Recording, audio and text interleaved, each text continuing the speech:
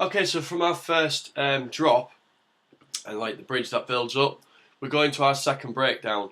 Now, in this track I've kept the breakdown the same, 45 seconds as we had in the first breakdown, but as you can see between them, all I've really done is slightly change the effects and how the drums and everything build up over the top of it. And just by switching up a few elements like this, you can build some great tension. So what I'll do is I'll play this breakdown going into the second drop and you can have a listen.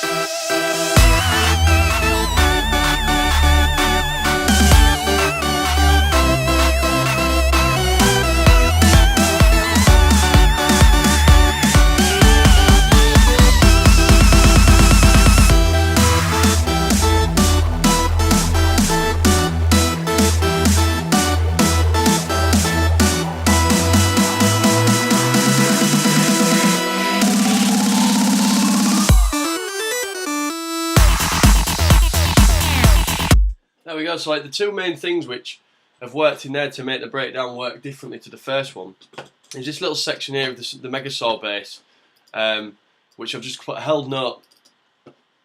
Oops. I've just put like a held note there. Let's double click on it, there we go. And all I've done is I've closed the filter on it using the WoW filter. Now I've just done this with like a little bit of basic automation, which I'll go more into later, but I'll just show you how we've got on there. There we go. It just brings it down a nice little slope, which just closes the filter as we go down on there. And to do the automation, it's dead easy. If you just press the A button on your keyboard, it opens up everything like this, and you can then select from this little menu which plugins you want to automate and which thing you want to automate. So here we've got like the WoW filter, and we wanted to do the cutoff, which is just at the top, and then you just simply draw a line like that. And if you want to add a curve to it or anything, if you press escape, which brings your palette up, we can go down to the curve automation tool and you can bend things however you want them to filter and things like that. So that's pretty straightforward. But the difference that you get from that completely changes your breakdown. So if we play the first one again. That's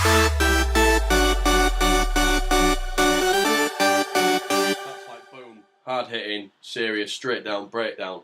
Whereas this one, all we've got is the addition of the filtering down bass there, and we've just got one of the effects continuing and looping coming down. So if we play that.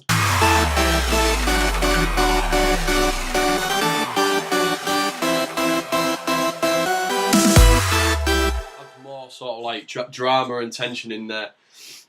And then we've got the drums. I explained in the second breakdown video how they build up differently, which gives you that other extra bit of tension. So again, we've kept that 45 seconds, something changing every 15 seconds. Well, in this, things are changing every 7.5 seconds to sort of keep it interesting, keep it building. And then that comes right up again to our sort of final drop. And I'll play that so you can see what's going on.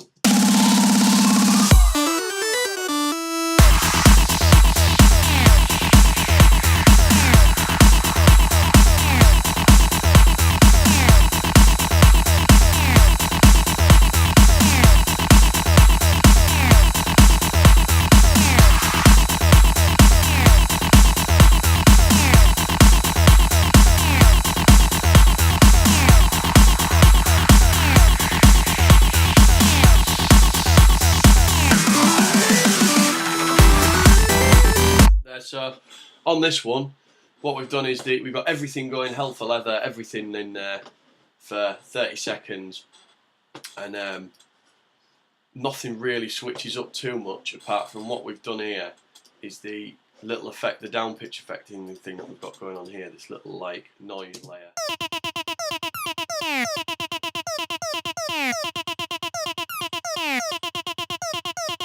So if you can hear that rising, it's just for this second part here. All I did is put a little bit of pitch bend automation on there, so it builds and rises. Now to do that, if you double click on your bit of MIDI, and then you've got this little, you've got this little arrow here, and if you just go down to pitch bend, it brings up this menu. Oops, pitch bend brings up this little menu, and you just double click, just like automation, and you just draw your lines to what you want. And like this value will change depending on how you've got your pitch bend set in your synthesizer. So in this one, I think we've only got it on +2 because we didn't want it to be too much. So if we just have a look at that, there we go. So if you go into your pitch bend and your synthesizer, if you change that to +16, when this is up at 63, it will go to +16. So that is relative to whatever pitch bend you've set in your synthesizer. Okay. So that's just a little touch to make something change in the next 15 seconds.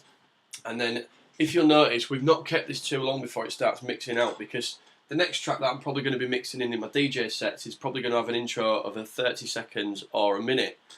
And by the time your second drop's in there, you want to start thinking about getting it out, getting into your next track and your next track building. So what we do is we keep this a lot shorter and a lot more happens towards the end, so it keeps it interesting before you go into your next track. So after that 30 seconds, we've got a minute left. Okay, so whereas the intro was a minute long, our outro is still really a minute, except for we keep a lot of things going for 30 seconds, and then we just have sort of like your drums and everything going on for 30 seconds at the end. So we'll play this section. Oops.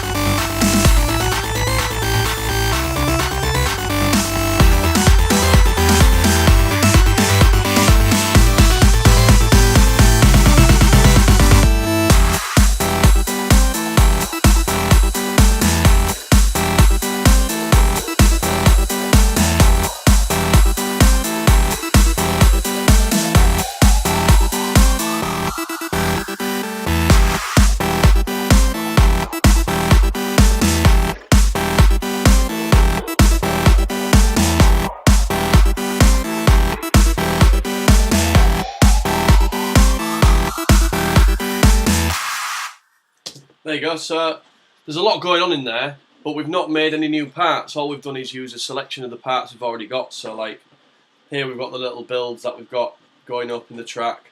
But what we've done is we've kept the side chaining bass that sort of follows it and everything, and then we've used the drums from the breakdown in the start. So we've like made a combination between all the elements, so that every time it does this, you know, and them drums are going on, or these are building, it's different every time. So that works really well. And then all we've done after that is just drop down into everything sort of coming down into an outro, but we've still kept it quite busy. You know, a lot of tracks have just got like drums at the end, and like, you know, we've done it before in the past, and we still do depending on what kind of track we make. But personally, I prefer it when tracks are busy, because even if someone's listening to the track who's not a DJ, it's not boring for 2.5 minutes, like, you know, with this intro and the outro just being a kick drum. There's stuff going and it keeps it interesting all the way through, yet it's still really good to play in a DJ set. And then, just to round it off at the end, just put a little clap, nice little effect. I think it's always nice to put something at the end so it doesn't just stop, just because it's like, you know, sort of signals the end of the track, and we've just put a little effects clap. Just a nice little touch. So that's pretty much the arrangement. And again, like I keep saying about everything else, it's very simple, but it's very effective, and you tend to find that it gives you a lot of energy in your track arranging it like this. And, you know, making your own music, try and rearrange one of the projects you've already done into this fashion, or like, you know, next time you start something, just try it and see if that this works really well for you.